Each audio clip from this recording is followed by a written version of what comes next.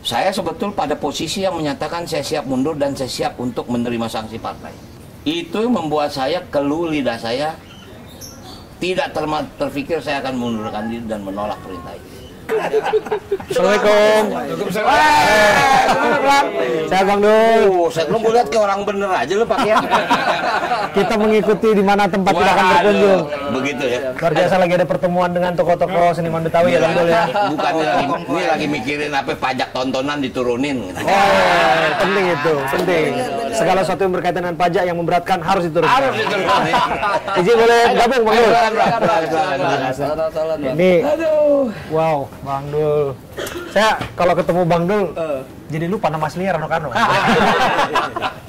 Tapi kalau dulu kita lihat di kredit title film itu kan Rano Dul Karno. Ya. Kita pikirnya itu sudah jadi nama pasti atau nama KTP. Tapi belakangan disebutkan bahwa itu akan jadi nama yang dicantumkan di KTP bahkan di surat pencoblosan, betul? Ada wacana Bram kemarin kan, Dul. Jadi begini, kalau ente bilang panggil Dul, kita dulu waktu jadi di zaman Gubernur Banten nggak pernah dipanggil Rano Karno. Panggilnya? Panggil itu.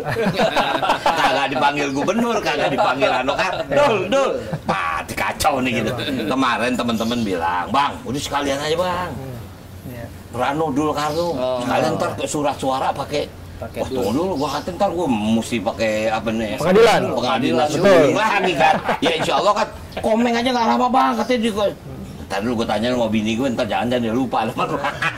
Itu kemarin wacana aja, gitu kan, supaya apa ya, tapi ya bukan takabur kali ya. Nama perlu, tapi yang perlu muka. Karena besok kan yang nama dicolok muka kita, gitu loh. Gitu lah. Iya, tapi memang warga Jakarta itu taunya kan Dul, dan banyak orang juga taunya Dul. Kemarin saya ketemu dengan tukang ojek, ojek online segala macem. Mereka cerita, wah Dul akhirnya maju segala macem gitu Bang. Jadi ini bakal serius nih Bang, akan ganti nama.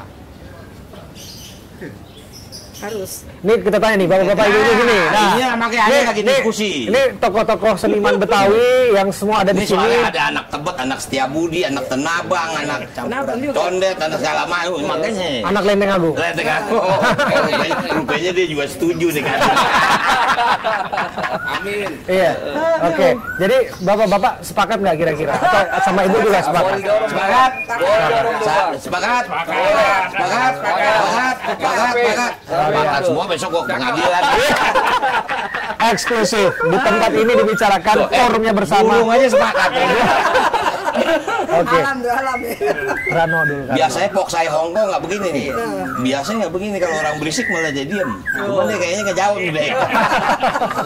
Tapi luar biasa ya Bang ya. Karena ketika kemudian Bang Dul akhirnya mendaftarkan dengan Mas Pram gitu, kita lihat banyak penerimaan dari warga. Termasuk saya juga sempat melihat tuh Bang Dul dicubitin tuh sama warga tuh. Kita takutnya nanti ketika abang kampanye malah dicubit terus tuh sama ibu-ibu sama. Kalau apa-apa yang penting dia coblos, dia cubit mau apa semua tuh. Jangan sampai ngerinya begini, Bram. Begitu dapat kertas suara, dia kagak coblos, dia bawa pulang buat taruh di kamarnya. Tekor gitu. Jadi poster. Ya, itu yang kita terima ya. Tapi yang namanya kertas suara coblos masukkan lagi ke tempatnya gitu ya. Tapi Bang Dul cerita sedikit nih ya, kita mau kenalan dulu nih dengan tokoh-tokoh yang hadir di sini. Dengan abang siapa Bang? Ini Bang Beki. Bang Beki dari? Saya Lebak Bulus. Dari Lebak Bulus. Ini tokoh Betawi dari Lebak Bulus. Ente kalau ane ceritain siapa dia kaget. Silakan. Ini abangnya Lukman. Bekas Menteri Agama. Namanya Beki Saifuddin. Bapaknya dulu adalah Menteri Agama zaman Bung Karno. Ini apa ya? Cucu lo, Gus Dur. Dari Gusola. Gus Dur adalah kakak ipar saya. Kakak ipar. Saya kakaknya istrinya Gusola. Luar biasa. Jadi kalau ente pernah dengar nama Ipang Wahid, tahu itu anaknya Gusola. Ini anak ponakannya dia. Artinya ini mentor politik gue nih, gara-gara dia nih. Gue kecebur ke politik. Berarti minus Bapak bukan tokoh Betawi tapi tokoh Nadine. Oke, ada NU di sini. Ini Bang Haji dari ini semua teman-teman dari Bang Musra gitu loh. Saya Minan dari Jawara Betawi dari Pasar Minggu. Luar biasa Pasar Minggu dekat rumah kita Pak. Saya di Lenteng Agung. Ini bukan Betawinya. Ini tukang dandanin. Dulu waktu zaman Sidul sinetron, pertama kali yang dandanin dia. Kenapa dia yang dandanin? Gue nggak bisa bayar yang lain. Sama dia gue ngutang. Ini bener ya, Bu ya? Serius, kau baju encim segala macam. Ini Mbak Desi. Bu, keluar dari forum ini nanti kita diskusi yang jelek-jelek tentang Oke, dengan Abang? Kalau Aye, Bang David, Bang Daud, Daud pengenalan juga atau David, Ane ketua umum dari Laskar Suku Betawi Gerakan Jawara Melek Information Technology. Jadi kita Betawi zaman sekarang kayak di Jawara kita kudu bisa sosmed. Jadi sanggar-sanggar kita hidupin dengan Melek Information Technology. Jadi kita kudu bisa jagoan di sekolah. Lo lihat nggak gantungan bajunya tuh? Kita juga kalau ngaji diajarin sama Bang Guru kita, Jawara-Jawara kita we can speak English, also parler français, we udah deh. Anak Betawi. Jadi kita kudu kalau masuk ormas kita minimal S1. Kita Jawara bisa main silat. Bram, ngomong minimal Bram, bangsa. Jangan lo lihat topinya merah kayak tudung saji. Ilmunya jauh. Luar biasa. Jadi itu kita ada gerakan namanya Gerakan Jawara Melek Informasi Teknologi. Yang sebelahnya. Kalau Ane Isnan Bang, asli dari Jagakarsa, kita dari Pemuda Kaum Betawi. Ini organisasi yang memang menjadi wadahnya anak-anak Betawi yang punya basis keilmuan dan intelektual. Luar biasa. Itu sebaran kita sudah sampai mana-mana. Ya kita udah sepakat. Luar biasa. Kita punya 3 tagline Bang. Apa itu, buat Bang Dul? Apa itu? Pertama santuy, kedua becus, becus bahasa Betawi artinya bisa. Oke. Yang ketiga ajib, udah cocok. Ajib, oke. Santuy, becus, ajib. Berarti ada yang nggak santuy, nggak becus, dan nggak ajib. Siapa itu? Apa sih itu? Bang, nggak berani kita deh. Bukan kita yang ngomong ya. Tetangga sebelah tuh. Tapi gini, dengan berkumpulnya tokoh-tokoh seniman Betawi dan jawara-jawara Betawi yang ada di sini, apakah ini menandakan bahwa Bang Dul ini anak Betawi asli? Atau semata-mata itu hanya di lirik aja gitu? Cerita sedikit Bang tentang Bang Dul yang ya memang diasosiasikan sebagai anak Betawi asli, tapi kan belum banyak juga anak-anak muda, generasi muda yang belum kenal. Iya. Oke, kan mungkin kalau ditarik asli atau tidak, ibu saya Betawi. Ibu saya Betawi. Bapak saya dari Padang. Nah, biasa kalau orang Padang kuatnya dulu ibu. Biasanya. Cuman saya nggak mau ngeklaim deh, saya anak Jakarta. Saya bukan anak Betawi. Kebetulan tinggal di Betawi, lahir gede di Betawi. Nah, tapi kalau ditarik garisnya, itu tadi aslinya. Emak saya Betawi, gitu dan loh. masuk dalam organisasi Betawi ibunya. Dan ibu saya juga ya bukan apa ya aktif di organisasi Betawi, di Bamus segala macam. LKB. Luar biasa. Jadi apa yang Bang Dul tampilkan itu di dalam satu tayangan yang menjadi kenangan bagi kita di lintas generasi, Sidul anak sekolahan, itu memang adalah kearifan lokal yang memang sudah tertanam di dalam diri ya Bang ya. Ya betul ya, itulah aku besar di sana, ya kan. Jadi Anda bayangkan, novel ini aku baca umur 8 tahun. Itu sebuah karya yang bernama Aman Datuk Majuindo. Aman Datuk Majuindo ini orang Sumatera Barat, tinggal di depan stasiun Jatinegara. Nah, ini kakeknya Boy Raffi Ahmad. Oh, mantan kepala BPT. Mantan BPT. Artinya siklusnya di situ gitu kan. Nah, jadi artinya saya nggak mau masuk ke dalam itu. Itulah Sidul menjadi satu trigger saya bisa sampai sekarang. Karena ya Bram, sejak kecil saya bersyukur saya hidup susah. Saya besar di Kemayoran, di Kepu dalam Gang 7, daerah Pasar Senen. Kita semua tahu lokalisasi pelacuran, pasar burung segala macam. Pasar udah berapa kali kebakaran. Disitulah saya besar dan sekolah gitu. Luar biasa. Dan ini ternyata memori bukan hanya membekas bagi para penontonnya Bang Dul, termasuk saya juga besar dengan tayangan-tayangan itu Bang Dul. Saya dulu penggemar Bang Dul ini, suka nonton di tayangan televisi sampai pada akhirnya kita bisa bertemu dalam berbagai momen di DPR dan kemudian di sini Bang. Nah, yang ingin saya tanyakan adalah ketika Abang juga masih punya rasa simpati yang begitu dalam terhadap senior-senior yang ada di sana, termasuk teman-teman acting Bang Dul. Kami dengar Bang Dul nyekar ya. Ini nyekar dengan almarhum maknya ya. Saya tadi ke maknya, kemudian saya ke Babe, kemudian tadi kebetulan sebetulnya keluarga besar saya itu ada di Bifak. Ngkong saya di Bifak, kemudian tadi sebelum pulang saya mampir ke Muhammad Husni Tamrin. Karena beliau itu adalah tokoh yang memang saya kagumi sejak saya kecil, pahlawan saya, hero saya zaman saya kecil. Gitu. Apa sih yang sampai membawa Bang Dul kembali ke sana? Pasti publik melihat dalam politik itu ada suatu momentum Bang Dul yang diasosiasikan atau diartikan bahwa jangan-jangan ini adalah model untuk menggalang suara ataupun mencari simpati publik. Tapi lepas dari itu, bisa cerita kepada kita Bang Dul, apa ya itu semata-mata soal campaigning politics, atau dibalik itu semua bahwa Bang Dul memang sesungguhnya orang yang sangat menghargai seperjuangannya dulu? Sebetulnya awalnya tuh saya sudah siap untuk mundur, Bram. Sumpah, saya nggak berbohong. Dan ini sudah beberapa kali saya bilang. Artinya cukup bagi saya. Insya Allah tahun ini usia saya 64 tahun.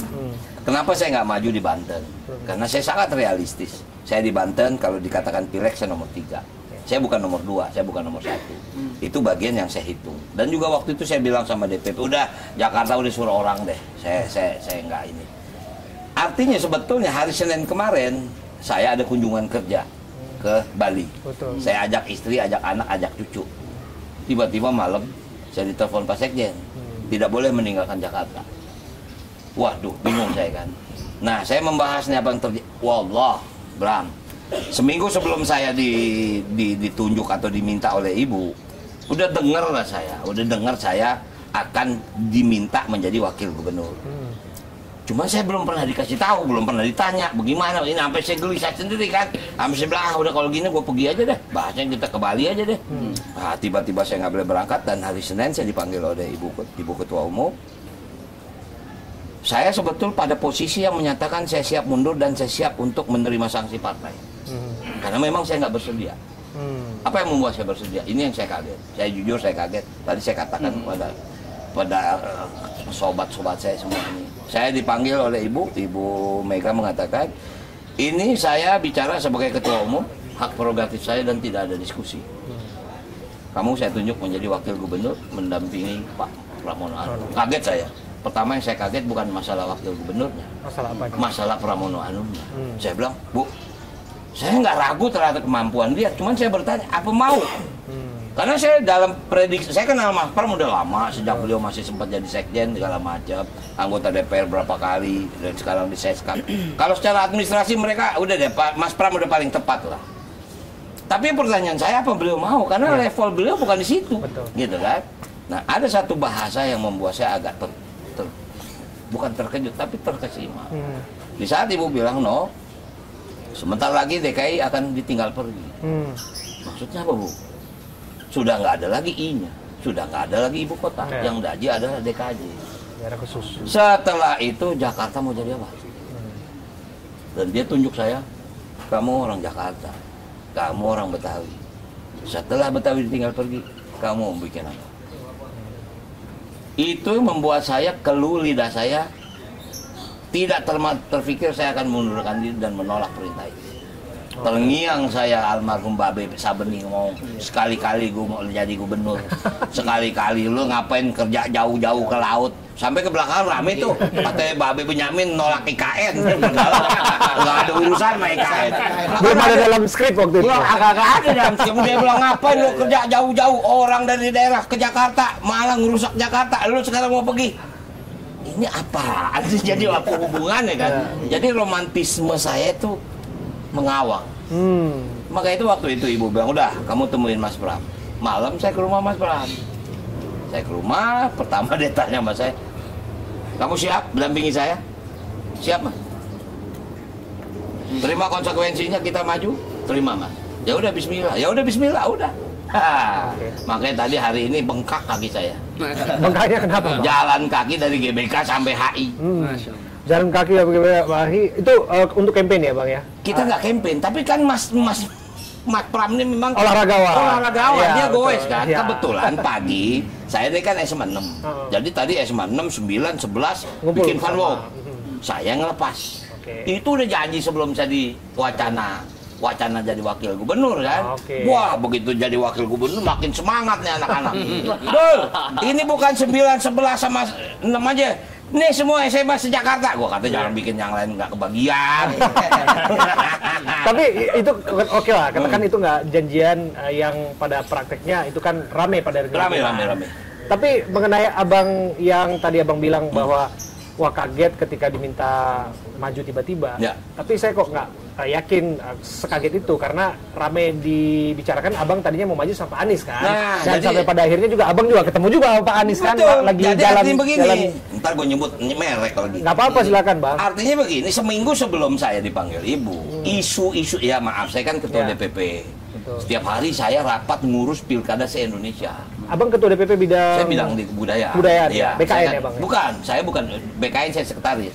Sekarang saya ketua DPP bidang kebudayaan. Menggantikan Bu Risma. Oh ya. Artinya hampir setiap hari saya ikut rapat menyangkut pilkada seluruh Indonesia. Disitulah terdengar, Dul, lo siap-siap ya, Dul siap-siap apa sih? Udah jangan ini dah, lo masih mau teror gue, bercanda. Tapi ini kayaknya dulu siapapun ininya lo nomor ya bahasa yang tadi gue bilang produk. Wah, gue bilang ya jujur saya siapapun cagupnya, wagubnya siapa kan gitu Bang kan, gitu Bang ya. Dul gitu kan. Gue bilang udah deh gue udah cukup lah, udah. Saya cuma dengar dua nama, jujur aja antara Mas Anies sama Ahok gitu kan. Waduh, ini dua-duanya punya kekuatan yang luar biasa kan. Mas Anies banyak melakukan pembangunan, Ahok banyak melakukan juga pembangunan. Ini menarik gitu kan. Abang maunya siapa tuh di antara dua itu tadinya? Saya tentu sebagai petugas partai kan harus siap dengan siapa saja. Itu ada dalam ADART. Jadi petugas partai itu bukan jongos, bukan pesuruh, tapi memang kita ini ditugaskan. Ibu Megawati sebagai ketua umum itu juga petugas partai. Artinya begitu kita siap, kita laksanakan. Kalau nggak siap, kita dapat kesempatan untuk menyatakan tidak. Tapi ya buat apa kita kita ikut sekolah partai, kita ada psikolog, segala macam. Itu kan bagian dari pembangunan atau kaderisasi. Nah, hampir 2 jam saya dampingin Bang Anies. Waktu Bang Anies ke DPP. Tapi sebetulnya pada hari itu ada rapat memutuskan beberapa provinsi, gubernur segala macam. Tapi memang saya tidak punya bayangan hari itu akan diputuskan Jakarta. Nggak ada, makanya saya dampingin ngobrol aja. Maaf, Bram, ini kadang-kadang di rumah saya ini jadi warung. Jadi Mas Anies pernah nelpon ya stafnya, Bang Anies mau mampir ke warung, ya boleh. Nah kemarin tuh Bang ada di mana? Aku ada di BKN. Nah jadi aku ketemu Mas Anies itu bukan di DPP, tapi di gedung belakang memang di Badan Kebudayaan Nasional. Gitu ngobrol di situ, bukan di kantor DPP. Kalau DPP kan di depan, ini gedung B-nya. Tapi Abang udah tahu bahwa Pak Anies itu sudah pamitan ke orang tuanya, sudah pakai batik merah. Saya nggak tahu. Siap-siap. Saya nggak tahu. Saya baru tahu di sana segala macam gitu, teman-teman bilang lah. Ya saya minta maaf kalau Bang Anies bilang, gue sebetulnya biasa gue pergi pasti cium tangan. Iyalah sama kayak Sidul. Pergi juga cium tangan, mau jadi apa kita cium tangan aja kan temannya kan. Nah jadi singkat katanya Bram, iya di partai itu kita sangat demokratis. Siapa yang setuju, siapa yang tidak. Yang setuju berapa persen, yang tidak berapa persen. Itulah ibu mengambil keputusan. Tiba-tiba keputusannya Pramono Anung, kaget dong saya. Waduh, asik nih. Buat saya asik. Karena memang kalau memang Jakarta yang ditinggal dan menjadi kota yang baru, ini harus ditata ulang dari awal. Nah, Pramono Anung lah orangnya. Menurut saya. Ahok sempat ngobrol juga? Ahok sempat ngobrol. Kalau Ahok tahu kan nggak usah ngobrol, dia ngoceh aja kan. Ya karakter Ahok kan seperti itu. Makanya surprise lagi. Oke, kita biasa. Begitu kita nggak ditunjuk, kecewa pasti, Cing. Cuman kan kita paham-paham dong. Mungkin ada strategi lain. Ini politik gitu kan. Makanya saya selalu ngobrol sama Utut kan jago main catur kan deh. Wah, ini makanya mentor gue di sono begini, ntar begini gue pusing juga gue lama-lamanya. Nah jadi singkatnya, Ahok orangnya sangat, ya memang Ahok begitu karakter. Tapi kalau udah keputusan, apapun dia ya patuh. Gitu. Oh itu ada keputusan Bang. Tapi banyak juga ada harapan tadinya nih ya. Kalaupun memang ya dipasangkan dengan Mas Pram, banyak yang bertanya kenapa nggak Dul aja yang jadi calon gubernurnya, Mas Pram cari calon wakil gubernurnya. Ini tanpa mengurangi rasa hormat saya seberapa senior Mas Pram melanglang buana di dalam politik. Saya tahu Mas Pram, saya ikuti karirnya. Tapi lepas daripada itu, bahwa kelihatannya secara profiling banyak publik yang menanyakan bahwa seharusnya Bang Dul yang jadi calon gubernurnya gitu. Mungkin kalau dilihat secara pengalaman, beliau harus diakui. Ya, kalaupun misalnya nih, misalnya Ibu minta saya jadi gubernur, Pramono jadi wakil, saya nggak mau. Karena? Saya mau Mas Pram jadi gubernur. Cukup bagi saya jadi wakil gubernur. Karena sistem pemerintahan ini beda. Oke. Kita maaf, saya 10 tahun di dunia birokrasi. Hanya ada 2 tugas, yaitu pilihan wajib dengan pilihan urusan wajib dengan urusan pilihan. Wajib itu masalah dasar, kesehatan, pendidikan, segala macam lah. Nah ini harus ketat. Maaf, Pramono Anung ini orang sangat ketat terhadap administrasi. Kalau saya masih muda, saya seniman, saya budayawan. Minta maaf, mungkin saya bisa gedein seniman budayawannya, tapi pendidikannya, kesehatan, gue masa bodoh gitu kan, nggak bisa. Harus balance. Kirainnya abangnya nggak pede gitu, padahal kan udah pernah. Sekarang kalau masalah nama Pramono kalah sama gue. Ya kan abang kan sudah jadi bisa begitu, saya sadar gitu loh. Sadar, Bram. Maaf. Ya kalau sekedar jabatan, gue pernah jadi gubernur. Itu yang aku maksud. Abang kan sudah pernah jadi gubernur di Banten, gitu kan ya. Dan warga secara jumlah juga lebih masif di Banten dibandingkan dengan DKI Jakarta, gitu kan. Udah, ini cukup deh 5 tahun gue jadi wakil, besok gue baru jadi gubernur. Berarti ada cita-cita yang lebih besar buat itu. 10 tahun lagi umur gue udah 75 lagi. Belum tentu gue kuat ngomong begini.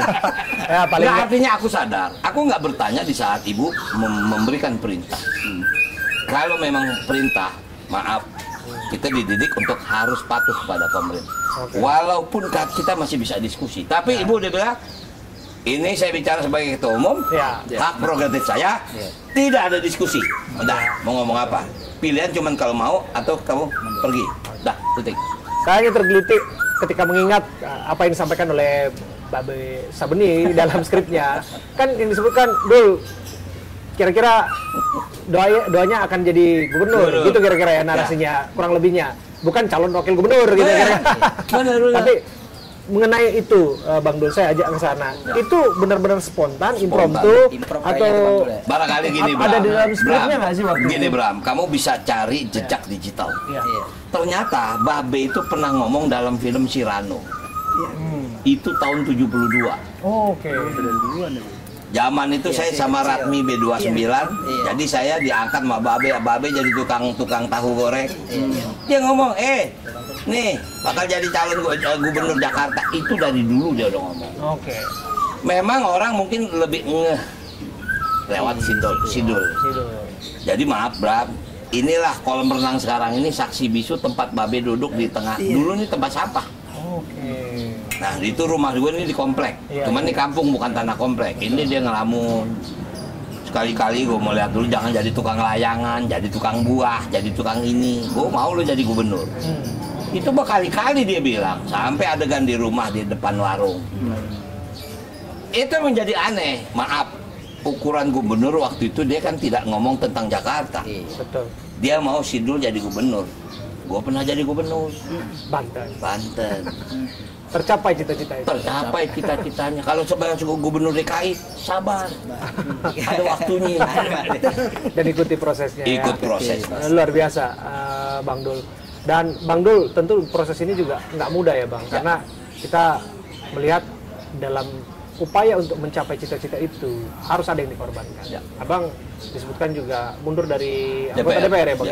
Tapi tersisa tinggal berapa bulan lagi sih ini sebetulnya? Oktober kan tanggal 1 pelantikan. Betul. Ya, tapi Abang akan dilantik kan nanti tanggal 1? Saya udah mundur. Saya sudah tanggal 26 kemarin, saya waktu hari saya sudah mengajukan surat pengunduran diri karena ada proses PAW yang harus dijalankan. Bang Dul mengecewakan konstituennya dong di Tangerang Selatan, Tangerang Raya sekitarnya. Semua yakin apapun apa yang saya lakukan ini untuk juga kepentingan Banten. Banten ini kan masuk dalam teritori Jabodetabek Punjur. Maaf, saya ini pernah menjadi ketua tim Jabodetabek Punjur waktu saya jadi gubernur Banten. Jadi seluruh gubernur yang ada di sekitar Jakarta, wali kota, bupati, itu anak buah saya. Betul, serius. Itu digilir. Nanti gubernur Jawa Barat, nanti gubernur DKI, nanti gubernur Banten, levelnya gubernur memang. Karena kalau wali kota, bupati itu bukan level di situ. Gitu. Abang nggak takut kehilangan jabatan? Nggak. Ini kan belum pasti nih, Bang. Kalau misalnya nggak sesuai dengan harapan kan bisa jadi Abang kehilangan sesuatu yang udah dipegang nih, udah didapatkan. Nggak. Saya siap jadi supir oplet lagi. Paling nggak bikin Sidul the Movie jilid berapa gitu. Kali itu aku diajak-ajak lah, Bang. Boleh. Tapi saya yakin masalah ke Jakarta nggak tega ngeliat Sidul balik jadi supir oplet. Itu kuncinya. Ridho jadi gubernur. Lebih Ridho jadi wakil gubernur. Pilih, jangan lupa. Ya, itu belum masa kampanye tapi kita berikan hak. Karena itu adalah kemerdekaan kan bersuara, nomor, berpendapat. Belum ada Betul, nomor. belum ada Lu nomor. wawancara gue jadi karena gue jadi wakil gubernur kan. Ya. Tapi bicara mengenai Jakarta, Bang, Ya. kan kita ingin mengembalikan kota ini menjadi kota yang tentu saja maju tapi juga berbudaya. Ya. Maka dari itu kita terus menghargai bagaimana pemegang hak suara, warga setempat, warga yang secara turun-temurun kita sebut ya warga Betawi lah dan sebagainya. Ya. Terlepas dari bahwa memang ada banyak sekali keanekaragaman suku Betul. dan budaya yang ada di Jakarta. Betul. Abang dengar nggak sih sebetulnya bahwa calon kandidat lawan abang tentu sudah tahu juga Ya. bahwa bukan asli Jakarta. Ya. Beliau adalah mantan gubernur Jawa Barat. Ya. Satu lagi Purnawirawan Jenderal Bintang 3 di kepolisian yang juga kita tahu ya setidaknya bukan asli Jakarta juga gitu. Abang mau bilang apa soal itu? Saya nggak mau masuk ke dalam komoditas itu, walaupun saya punya hak untuk bicara gitu. Saya kenal Bang Ridwan Kamil, saya waktu jadi gubernur, dia juga jadi gubernur, saya tahu. Walaupun mungkin yang ketiga saya nggak kenal, saya baru dengar nama. Artinya wajar kalau kita melihat identitas itu. Tapi saya nggak suka main seperti sama, misal pertanyaan Anda, Bobotoh atau Jackmania. Ini sepak bola sportif, biarkan saja mereka bermain. Tidak ada persaingan. Kalau begini terus kita nggak pernah main di tingkat dunia. Artinya begitulah. Walaupun memang secara statistik kita lihat Jakarta itu komponen terbesar. Maaf, pertama 34% adalah Jawa. Jakarta Betawi 31%. Sundanya nggak banyak, kecil. Maaf kalau kita bicara itu. Ya, itu kan demografi, Bang. Itu demografi namanya kan. Nah makanya itu pasti komponen Betawi juga akan mereka tarik. Pasti. Makanya saya bilang saya ketemu nih. Silahkan. Jangan kita paksain, nggak harus semuanya ngedukung kita. Belum kita benar semua. Ada yang mengikut sono, ayo silakan. Cuman jangan nyesel. Kalau kita menang nggak ke bawah. Aku suka semangat dari Bang Rano yang pede ini ya. Karena pada prakteknya kan Abang hanya diusung oleh PD Perjuangan seorang. Itu yang menarik. Sementara ada mesin partai yang secara berombongan mengusung Pak Ridwan Kamil dan juga Pak Suswono. Abang nggak gentar itu? Kalau gentar saya nggak maju dan saya nggak mundur. Ini yang membuat saya nggak gentar. Satu, Ibu Mega bilang bagaimana masyarakat Betawi. Wow, saya berdiri di depan. Walaupun mungkin saya juga bingung dari mana saya harus mulai. Saya undang nih saudara-saudara saya. Yuk, mulai dari mana? Gue lihat lu dari jauh, urusan lu berantem aja, kagak solid. Ayo, sekarang gue perlu bantuan lu solid. Ini tujuan buat kita semua, gitu. Intinya seperti itu. Artinya ini satu konsekuensi. Pasti kita berusaha untuk menang. Menang itu bukan berarti cuma enggak. Memang ini kompetisi. Pasti akan ada pemenang, pasti ada yang kalah. Tapi nggak haruslah kita menjadi, oh gue hebat loh, tidak, nggak begitu. Gue dari dulu dididik nggak begitu. Jadi artinya memang ini satu mekanisme harus kita lalui.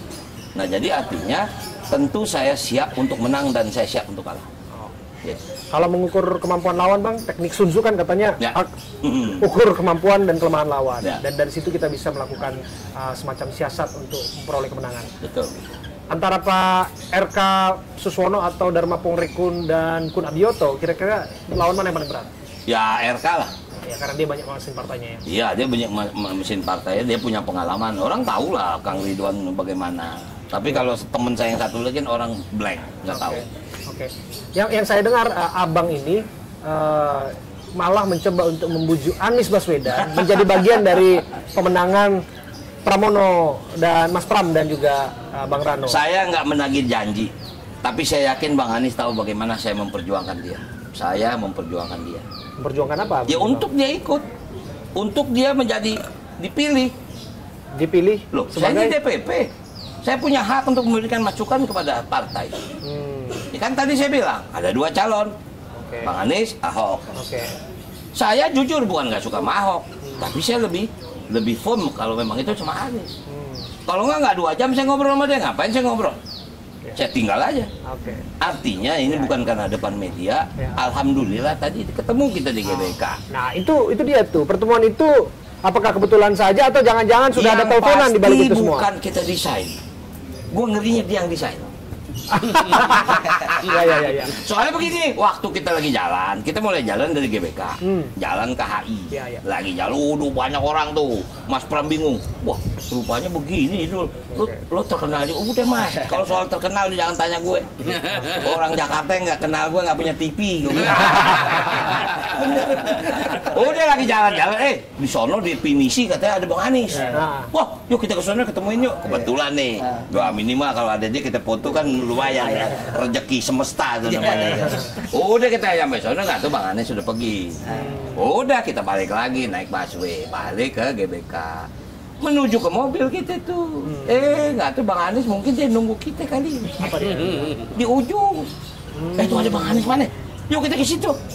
Kalau dia nggak mau ketemu dia kabur, mobil di depan kita. Akhirnya ketemu lah ngobrol ya, maaf mungkin Bang Anies sama Mas Pram pasti jauh lebih dekat ya antara daripada dia sama saya. Cuman karena mungkin dia kemarin inget lah yang nemenin dia ngobrol sih Dul. Dan dia yakin juga kita juga memberikan masukan. Jadi Pak Anies prinsipnya akan memberikan endorsan atau gimana? Saya nggak tahu, itu kan kembali lagi ke Pak Anies. Ya artinya itu, ya kalau Pak Anies mau membantu kita, kita senang. Tapi saya yakin minimal pasti hati itu nggak bisa berbohong. Nggak bisa berbohong. Biar gimana kan lo lihat dong hidung gua mancung apa kagak. Ini saya juga menangkap itu sebetulnya sebagai nangkap apa? Nah, itu bukan soal hidung ya, itu bercanda. Tapi mengenai aspirasi itu, karena saya mendengar bahwa sebetulnya ada juga dari akar rumput Betawi yang berharap semuanya tadi Pak Anies dan Pak Rano itu diwujudkan gitu. Tapi lepas dari itu kita bisa dengarkan langsung nih dari tokoh-tokoh di sini. Apa yang ingin disampaikan mengenai fenomena Pak Anies ketemu dengan Pak Rano ini? Ada yang mau bicara? Bang Aziz silakan Bang, atau Bang Peggy silakan. Bang Peggy. Ya, itu semuanya tidak secara kebetulan. Itu jadi memang 2 insan yang memang akan diwujudkan kayak begitu. Jadi itu biasa aja mengalir. Bang Aziz ada yang mau tambahin Bang? Yang jelas di dunia ini nggak ada yang kebetulan. Kalau bahasa Betawinya everything by design. Segala sesuatu itu udah ada takdirnya, udah ada desainnya. Paling nggak didesain oleh yang kuasa. Didesain oleh yang kuasa supaya Pak Anies ketemu Pak Rano, Mas Pram, supaya para loyalis Pak Anies itu bisa lihat nih loh siapa yang lebih dekat secara emosional dengan calon gubernur dan wakil gubernurnya ke depan. Itu yang saya tangkap. Luar biasa. Tapi saya ingin mengajak ya partisipasi dari tokoh di sini karena ini kan pertemuan yang menyerap aspirasi. Apa yang ingin disampaikan kepada Bang Dul ini, Bang Rano Karno ini? Jika kelak ia terpilih, problema Jakarta ya kita udah tahu lah, banjir, macet itu pasti ada dalam agenda utama yang mengganggu kenyamanan publik di sana dan pasti itu sudah ada rekayasa atau siasat yang disiapkan di sana. Tapi barangkali ada ide lain, ada hal yang mau disampaikan diutarakan di tempat ini kepada Bang Dul. Silakan. Satu yang menarik boleh. Tadi kita juga kaget juga nih anak muda ketemu Bang Dul ya. Ternyata Bang Dul itu nangkep betul isu ketenagakerjaan anak muda di Jakarta. Itu yang sampai saat ini belum terjawab. Pertama, peluang kerja, peningkatan kompetensi dan sebagainya. Itu yang masih menjadi permasalahan yang harus segera diselesaikan, baik laten maupun aktual. Kita diskusi tadi banyak kawan dulu ya. Salah satunya adalah fenomena yang kemudian ini menjadi catatan. Terlebih kita di Jakarta nih anak Betawi yang sangat minim kesempatan kerja dan lain-lain. Nah tadi Bandung sudah punya skema. Bagi kami itu bahwa nggak semua ini nangkap. Nah itu yang menjadi catatan sih, bahwa tadi skema mulai dari peningkatan nanti kapasitas, kesempatan kerja. Kita juga Jakarta nggak hanya dalam konteks Pemprov ya, tapi ada juga BUMD dan banyak company-company yang juga bisa aja kolaborasi. Nah bagi saya itu sangat biasa sih, sudah capture deh. Abang penggemar sepak bola nggak? Sangat Bang. Berarti Abang Jackmania? Sangat Bang. Sangat Jackmania. Itu tadi sebagai warga Jakarta. Kalau begitu pertanyaannya salah itu Bang. Kalau ditanya Betawi nggak ada Jackmania, gimana? Sebagai seorang Jackmania, apa yang ingin Abang sampaikan kepada Bang Dul? Oke, ini kapasitasnya secara pribadi ya Bang, tidak dalam konteks Jackmania. Karena kan ada isu sesungguhnya di balik ini semua ada percakapan mengenai dukungan Jackmania akan kemana. Saya percaya teman-teman Jackmania dan saya pribadi itu sekarang ini sudah berpikir secara luas lagi Bang, bahwa kita juga nggak bisa segmented. menjadi gubernur itu kan tidak hanya mengakomodir Jackmania, sebetulnya kan begitu. Banyak kali sudah akomodir, gitu ya. Jadi agak terlalu egois kalau kita hanya berpikir DKI hanya bicara Jackmania. Bagi kita sih, saya pribadi ya, saya disclaimer itu tidak boleh juga begitu. Tapi kalau boleh berharap, ini kan masih banyak PR di dunia sepak bola, terlebih di Jakarta, gitu ya. Yang menarik adalah begini, bantuan-bantuan dari pemerintah gitu itu juga kita harapkan. Tapi tinggal bantuan realistisnya kan seperti apa, Bang Dul? Tadi kita diskusi juga ya, tiket gratis agak berat juga pasti. Berat, nggak mungkin. Itu nggak realistis. Tapi kan bisa dibantu dalam bentuk-bentuk yang lain, gitu ya. Contoh yang paling real adalah pengembangan sepak bola dini misalnya, kan gitu. SSB. Akses untuk kita menonton ke stadion dan sebagainya. Itu mungkin bisa jadi satu hal yang bisa jadi pertimbangkan untuk memastikan Jackmania, Jakarta sepak bola secara nasional itu bisa tumbuh. Itu sih, Bang. Luar biasa nih Bang Dul. Ini disampaikan langsung dari seorang Jackmania yang menjadi percakapan hari-hari ini ya. Dan itu saya pikir tepat untuk disuarakan. Beliau lama sekali membidangi bidang olahraga dan pendidikan di sana. Dan kok dianggap nggak realistis Bang yang namanya tiket gratis. Ya kalau misalnya bisa digratiskan untuk Jackmania termasuk masuk ke JIS misalnya. Abang bilang itu juga nggak realistis. Kenapa sih Bang? Iya makanya bukan ada pertanyaan Bang, gimana menurut Abang? Setuju nggak kalau JIS itu gratis? Iya. Nggak mungkin saya bilang. Bagaimana operasional JIS itu? Main lampu, ini tukang sampah. Tiap hari emang rumput nggak dicabut, nggak disiram. Itu kan ada komponen semua. Dari mana itu? Nah kalau kita lihat Liga Inggris misalnya, di sana itu biaya tiket bisa lebih murah kalau memang paket tonton apa namanya? Per musim. Tiket misalnya per musim gitu kan. Jadi terusan. Iya terusan. Kamu ambil dari awal sampai habis harga sekian, ngambil setengah sekian, ngambil ketiga. Tapi kalau cuma harian cuma sekian. Itu yang bisa diterapkan. Apa yang istimewa di sana Bang? Kalau misalnya itu sendiri kan sebagai strategi marketing yang publik inginkan hari-hari ini adalah sesuatu yang baru tentu saja, sesuatu yang istimewa bagi warga Jakarta, Jackmania yang mereka begitu mencintai Persija, bisa menyaksikan tim kebanggaan mereka, Bang. Dan ada kemudahan, ada subsidi yang diberikan di sana, yang barangkali ini menjadi magnet suara bagi Bang Dul, yang juga bagi bahagia bagi para pendukung Persija. Saya ingin mendidik seluruh penonton Persija bahwa saya harus bijak. Apa yang tadi abang saya ngomong? Iya. Kalau soal sepak bola, saya nggak mau ngeklaim saya Persija.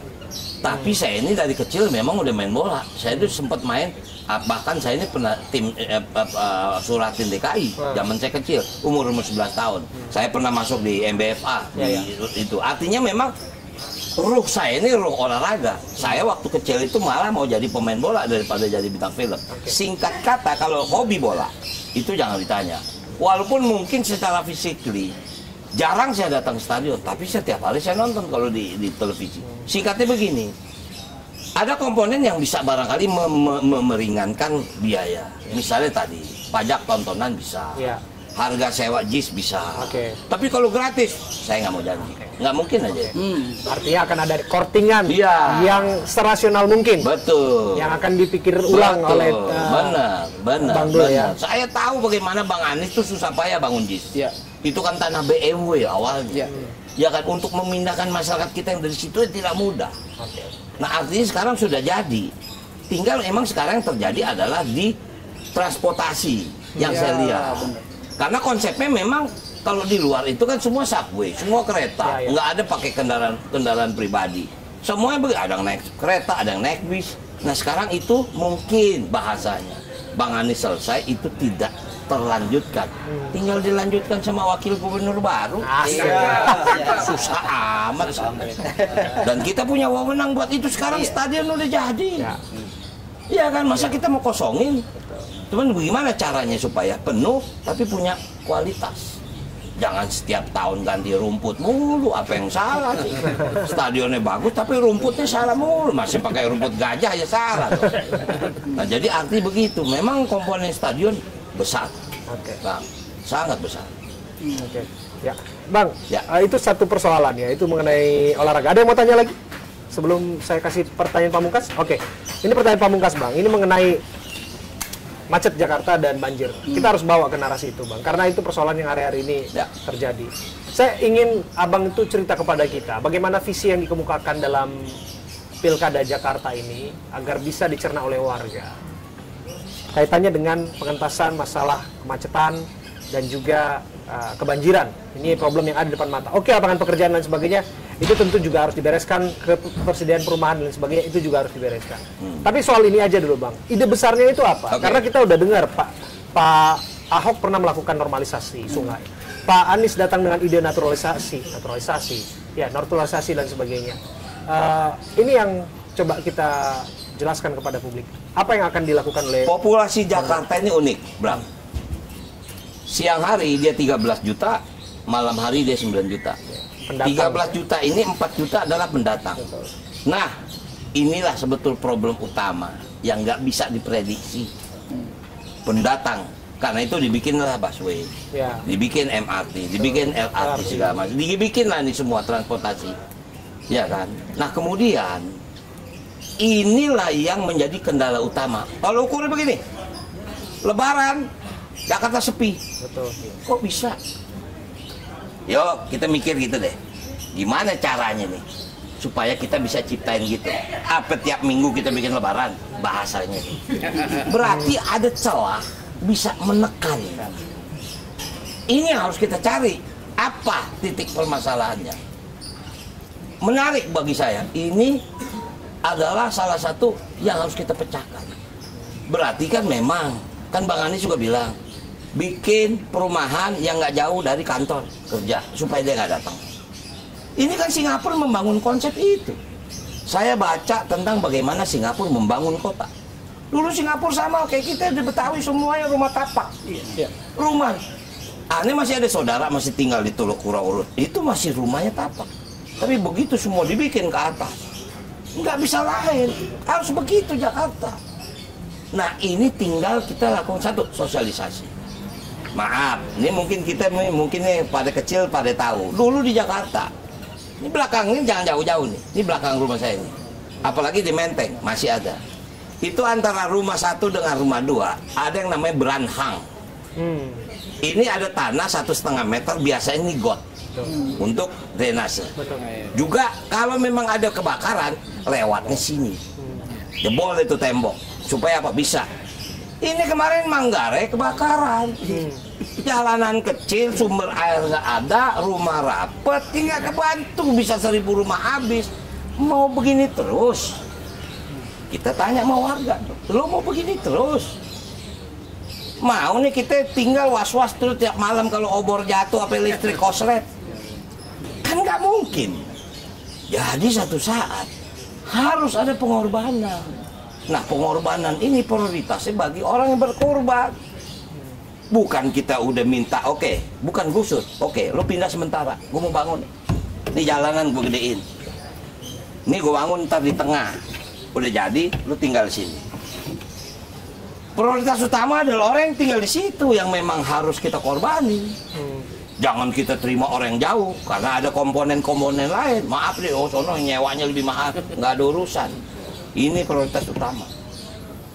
Nggak bisa, Bram. Abang nggak kaget nggak memikirkan bahwa akan ada resistensi untuk terhadap pemindahan itu kan sudah pernah terjadi di era Pak Ahok. Pasti ada. Tapi pertanyaan saya mau begini terus, itu aja deh. Apa kita mau begini terus? Kan nggak mau dong. Ngapain jadi wakil gubernur kalau cuma duduk di kantor doang? Kagak mau aneh. Ini baru pikiran kasar. Kemarin pengalaman Masya Allah di Manggarai, sekarang bayangin sampai orang tidur di stasiun. Untung ada stasiun. Kalau kagak mau tidur di mana? Ya kan? Nah jadi ini masih, ya kita tahu. Walaupun kita juga tahu, ini pasti harus ada yang dikorbanin. Artinya harus ada yang dipindahin. Sementara ngebangun. Maaf nih, rumah susun Manggarai kan kosong. Apa yang salah mau rumah susun itu? Kenapa kosong? Pemerintah daerah udah menyediakan, kok nggak ada yang mau masuk ke situ? Mahal kali. Oh, ini kan mesti dicari solusi. Pak Ahok sudah pernah mengerjakan itu, Bang? Iya. Ya, apa bedanya yang itu kalau dalam tata ruang itu udah pendidikan basic yang gue pelajarin di ilmu kepemerintahan. Bagaimana kebijakan kebijakan kota itu semua standar. Kecuali kita puas dengan lahan. Kita kan terbatas nih. Jakarta ini terbatas luasnya. Populasinya sudah semakin bertambah. Makanya kenapa ada kebijakan Jabodetabek punjur. Kalau nggak kan nggak diciptakan itu. Gitu. Oke. Bang, terakhir Bang, ke depan setelah Jakarta ini akan ditinggalkan, dalam bayangan Abang akan seperti apa kota ini nantinya? Abang melihat kota ini akan jadi apa dan apa yang akan berbeda di Jakarta apabila Bang Rano Dulkarno yang menjadi wakil gubernurnya? Sebetulnya saya melihat akan cukupnya Jakarta untuk tinggal. Sekarang udah overload. Yang saya tahu kira-kira hampir 800.000 ASN akan pindah. Mungkin dia stay atau dia kembali. Stay itu artinya dia tinggal sana atau dia tiap minggu dia pulang. Artinya kemudian banyak aset-aset pemerintah yang akan kosong. Nah, apa kita mau diemin jadi tempat jin buat anak? Kan nggak mungkin. Kan mesti diisi. Banyak cara nih untuk mengisi gini. Nah, artinya memang ini momen, makanya ibu bilang kalau Jakarta nggak jadi ibu kota, dia dari Jakarta, lo mau apain? Menarik. Makanya saya bilang, begitu kita baca APBD DKI 85 triliun, apa aja yang dikerjain, ini. Itu 2024, 2025. Kita udah punya visi misi. Tapi nggak bisa kita masukin sekarang. Visi misinya besok, 2025, 2026. Perubahannya di perubahan anggaran. Ini udah APBD diketuk DPR, kita nggak bisa ganti. Kita cuma lihat, coba lihat pendidikan bagaimana. Kemarin guru honorer dipecat, diangkat lagi. Kenapa sih begitu? Oh, ini PPDB kenapa masalahnya nih? Oh, sekolah kita kurang, sekolah negerinya kurang. Berarti kita harus bikin sekolah negeri lagi. Pertanyaan, di mana lahannya? Lah kemarin kita ke rumah sakit Tarakan, dari rumah sakit di atas got. Itu zaman Pak Ahok tuh. Coba bayangin kalau zaman Ahok nggak bangun rumah sakit Tarakan. Tarakan nggak punya rumah sakit umum daerah. Itu rumah sakit umum daerah kelas A. Bayangin. Semua alatnya lengkap, dokternya hebat-hebat. Jadi tinggal tugas wakil gubernur besok bagaimana mensejahterakan masyarakat Jakarta. Lo yakin sama gue dah? Luar biasa. Ajib. Luar biasa. Kita berikan tepuk tangan dulu lah untuk Bang Dul ini. Wow. Bang Dul, kok saya terngiang-ngiang dengan kalau sama Bang Dul itu dengan lagu itu tuh susah. Pada hafal nggak sih lagu Sidul anak sekolahan? Pada hafal nggak? Anak Betawi. Dong. Ketinggalan zaman. Ini record ya kita masukin.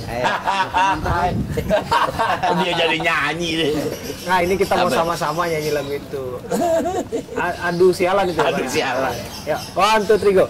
Aduh sialan. Nih Sidul, anak Betawi asli.